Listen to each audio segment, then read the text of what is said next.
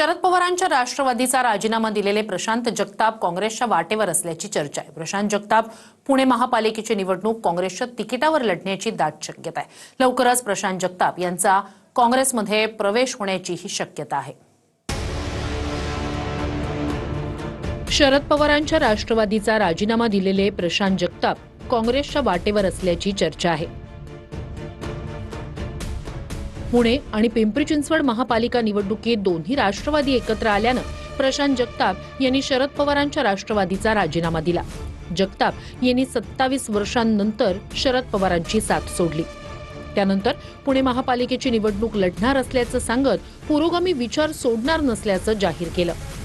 मी Rashtrawadi Congress party Sharadchandraji Pawar पक्षाच्या पुणे शहर अध्यक्षपदाचा प्राथमिक आणि क्रियाशील सदस्यपदाचा आज राजीनामा देऊन या ठिकाणी बाहेर पडत आहे।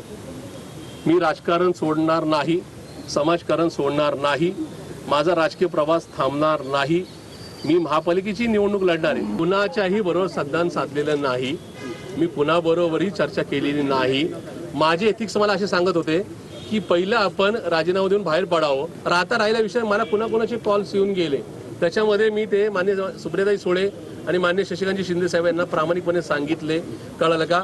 पण या सगळ्या संदर्भामध्ये मी भाजपमध्ये भविष्यात कधी जाणार नाही हे मात्र जाहीर करतो। प्रशांत जगताप यांनी राष्ट्रवादीला सोडचिठ्ठी दिल्यानंतर त्यांना दोन्ही शिवसेनेकडून निमंत्रण आलं होतं, मात्र वैचारिक भूमिका पाहता त्यांनी काँग्रेसला पसंती दिल्याचं समजतंय। मुंबईतील काँग्रेस भवनात पुणे महापालिका निवडणूक आणि जागा वाटपासंदर्भात महत्त्वाची बैठक आयोजित करण्यात आली आहे।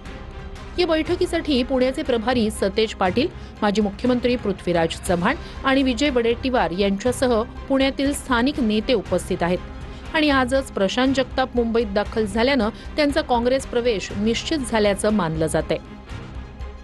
प्रशांत जगताप यांच्या राजीनाम्यानंतर सुप्रिया सुळे यांनी त्यांना शुभेच्छा देताना रोज नई सुबह होती है असं म्हटलंय।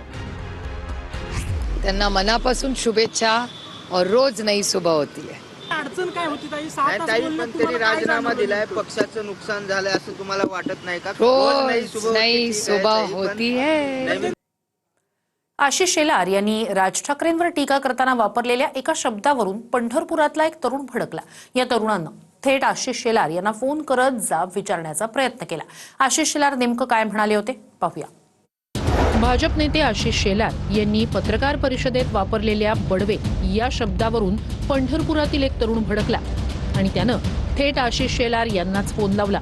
बडवे म्हणून बोलतो, आम्ही बीजेपीला मानणारे माणसं आहेत, बीजेपीला मतदान करतो पंढरपुरात। आम्ही आज काँग्रेसच्या काळात मंदिर ताब्यात आमचं काढून घेतलं, त्याच्यानंतर 2014 पासून आजपर्यंत आम्ही अक्षरशः आमच्या लोकांना भिकेला लावलं त्या काँग्रेसने, म्हणून आम्ही बीजेपीचा हात धरला।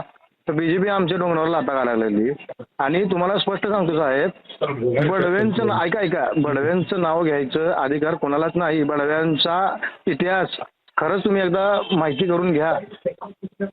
आज अफजल खान इथं स्वारी करून आला होता, औरंगजेब आला होता, प्लेगच्या काळामध्ये मंदिराचं संरक्षण बडव्यांनी केलंय। राज ठाकरेंवर टीका करताना शेलार यांनी बडवे हा शब्द वापरला होता। मातोश्रीच्या विठ्ठलाला घेरणारे बडवे कोण हे राज ठाकरेंनी स्पष्ट करावं असं चॅलेंज शेलारांनी दिलं होतं। तुम्ही म्हणाला होता मातोश्रीच्या माझ्या विठ्ठलाला बडव्यांनी घेरलंय, कोण आहे बडवे? आज तुम्हाला सवाल मराठी माणूस विचारतोय, हे बडवे कोण?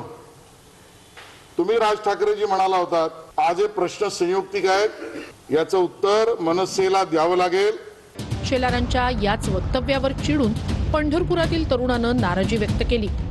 त्यानंतर शेलारांनीही त्याचं स्पष्टीकरण दिलं। मी बडव्यांच्या विरोधात बोललेलो नाही, नंबर 1, मी ते तुम्हाला लिहून दिलं। 2, मी जे बोललो ते राज ठाकरे पार्टी सोडताना तो बडव्यांवर बोलला आहे। कोण? राज ठाकरे। मान्य 100%। हा 2, 3 मी त्यांना तुमच्यासारखंच राज ठाकरेंनी बडव्यांचा उल्लेख केलाय, त्याचं क्रिटिसाइज करतोय, आलोचना करतोय। तुम्ही कुठल्या बडव्यांबद्दल बोला हा प्रश्न विचारतोय।